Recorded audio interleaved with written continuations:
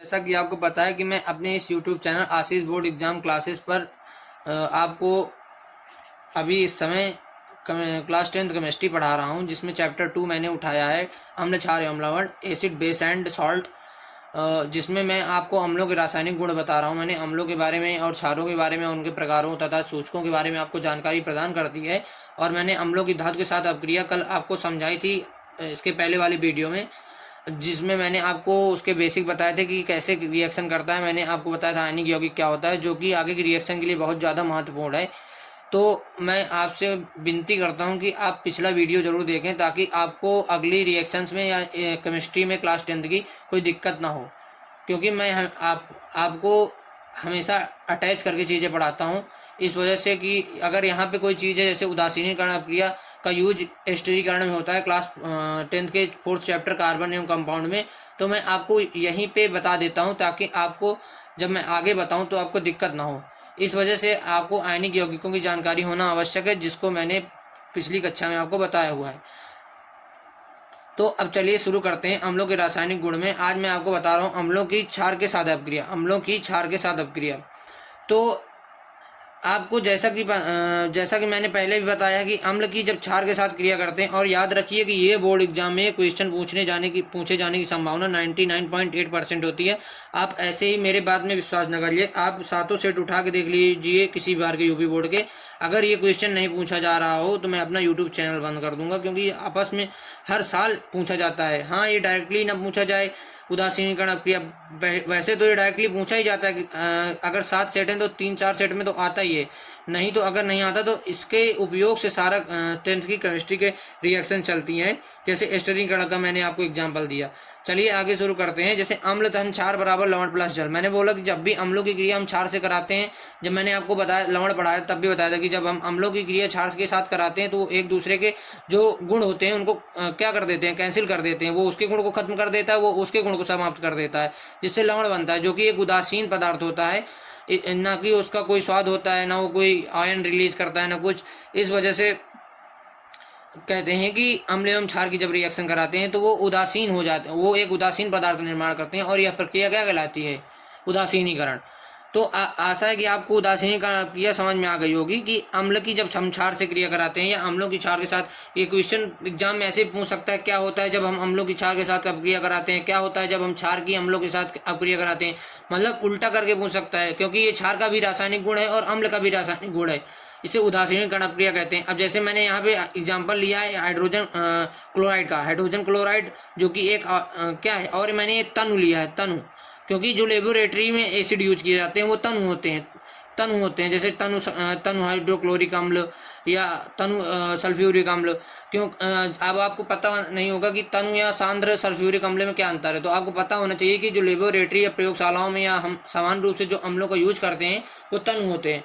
मतलब तनु अम्ल वो अम्ल होते हैं जिनमें अम्लों की अपेक्षा जल की जो मात्रा होती है वो ज़्यादा होती है तनु में, और जो कंसनट्रेटेड एसिड होते हैं उनमें जल की मात्रा कम होती है, एसिड की मात्रा ज़्यादा होती है। मतलब अम्लों की जो मात्रा है वो ज़्यादा होगी किसमें, सांद्र सल्फ्यूरिक अम्ल या कोई भी सांद्र अम्ल है, उसमें हमेशा एसिड की अम्ल की मात्रा ज़्यादा होगी, क्वांटिटी ज़्यादा होगी। जब कोई तनु है मतलब उसकी रिएक्टिविटी कम होगी।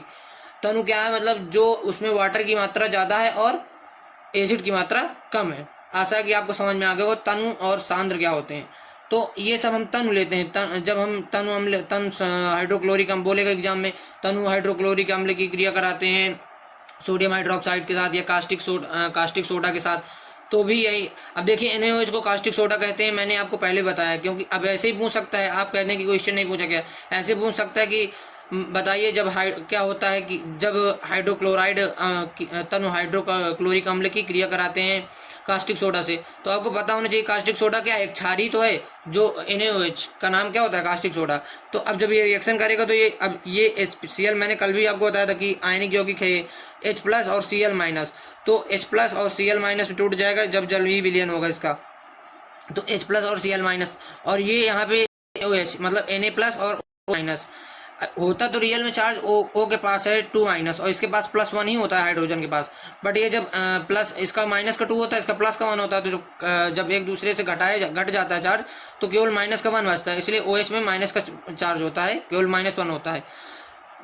अब बात करते हैं कि NaOH। अब Na+ है, ये Na+ और ये OH-। मैंने कल भी बताया था कि धातुएं क्या होती हैं, वो पदार्थ होती हैं, वे तत्व होती हैं जो हमेशा इलेक्ट्रॉन त्यागती हैं। जो इलेक्ट्रॉन त्यागती, जैसा कि मैंने बोला कि Na+ क्या होता है, इसके ऊपर मैंने बताया कि धातुएं क्या होती हैं जो इलेक्ट्रॉन त्यागती हैं, और त्यागती हैं तो आपको पता है कि इलेक्ट्रॉन के ऊपर कौन सा आवेश होता है, ऋण आवेश, मतलब ऋण का चार्ज होता है। तो जब इलेक्ट्रॉन त्यागेंगी तो ऋण की कमी होगी, ऋण आवेश की कमी होगी कि नहीं उसके अंदर। जब ऋण आवेश की कमी होगी, इसलिए उसके अंदर कौन सा चार्ज बढ़ेगा, धातुओं के पास कौन सा चार्ज बढ़ेगा, पॉजिटिव चार्ज। इसी वजह से Na+ हो जाता है, इसी वजह से Na+ हो जाता है, मतलब धातुओं के ऊपर प्लस चार्ज इसी वजह से आता है, क्योंकि वो ऋणावेश में क्या होती है, उनके पास कमी होती है, क्योंकि जब इलेक्ट्रॉन त्यागेंगे तो ऋणावेश ही तो कम होगा, इसी वजह से Na+ आ जाएगा। क्या हो जाएगा, Na+, मतलब धातु है, इस वजह से इसके ऊपर प्लस चार्ज आएगा। यहाँ Zn होता है तो उसमें वो 2 इलेक्ट्रॉन त्यागती है, तो उसके पास 2+ आता है, मतलब 2 इलेक्ट्रॉन, उसके अंदर 2 ऋणावेश की कमी हुई है। आशा है कि आपको ये समझ में आ रहा होगा कि ये प्लस चार्ज क्यों लगा है इसमें। अब OH- ये तो मैंने बता ही दिया आपको।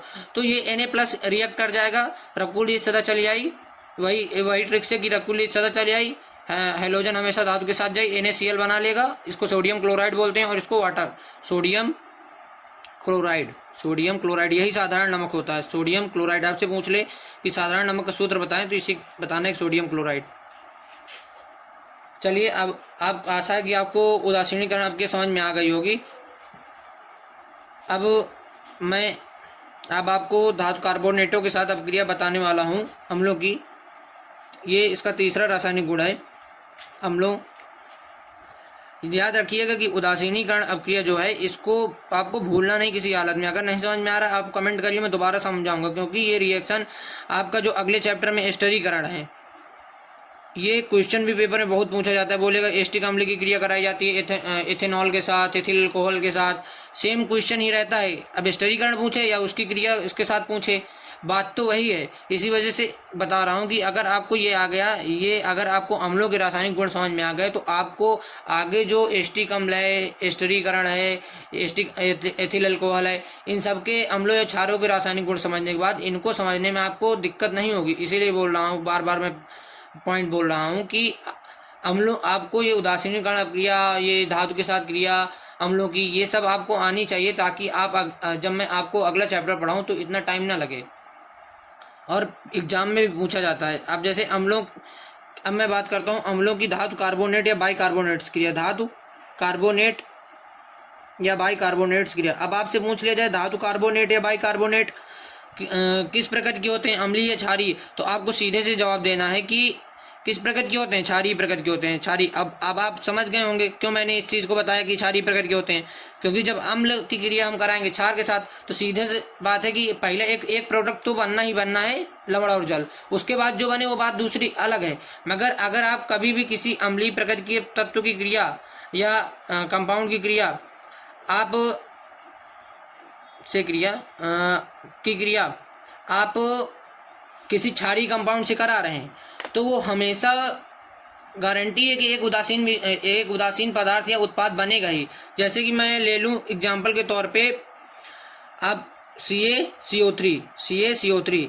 अब आपको पता होना चाहिए कि मैंने कल एक चार्ट डाला हुआ है, उस पर पोस्ट में भी डाला हुआ है और मैंने शॉर्ट में भी डाला हुआ है। आप उस चार्ट को जरूर पढ़ लीजिएगा, उससे आपको ये जो मैं चार्ज लिखता हूँ इसको लिखने में समस्या नहीं होगी। मैं बता दूं कि कैल्शियम क्या होता है, कैल्शियम जो होता है वो 2 इलेक्ट्रॉन त्यागता है, इसी वजह से उसके अंदर 2 इलेक्ट्रॉनों के आवेश की कमी आ जाती है, इसीलिए प्लस चार्ज उसके पॉजिटिविटी बढ़ जाती है, पॉजिटिव चार्ज उसके पास बढ़ जाता है। और ये CO3 इसके पास भी होता है -2 चार्ज, तो इसीलिए जब कैंसिल हो जाते हैं 2+ और 2-, तो इसीलिए CO3 बन जाता है। अगर ये कैंसिल ना होता, इसकी जगह Ca की जगह Na होता, तो Na के पास केवल +1 चार्ज होता है, तो ये इसका 2, ये जो 2- चार्ज है Na के जस्ट नीचे आ जाता, Na2CO3 बन जाता। मगर अब चलिए बात करते हैं कि CO3 की क्रिया किससे कराएं, अम्ल के साथ। अम्ल क्या है, HCl या H2SO4 ले लूँ, H2SO4।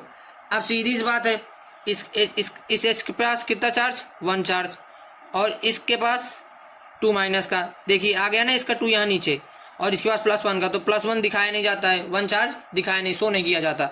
तो देखिए अब ये Ca क्या है, इसके पास 2 माइनस का चार्ज, इसके पास 2 माइनस का और इसके पास 2 प्लस का।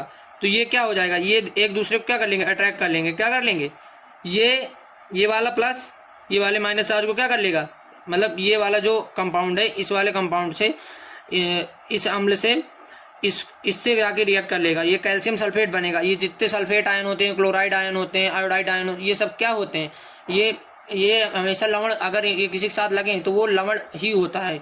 तो अब जैसे CaSO4 है, कैल्शियम सल्फेट, ये क्या बन गया, कैल्शियम सल्फेट।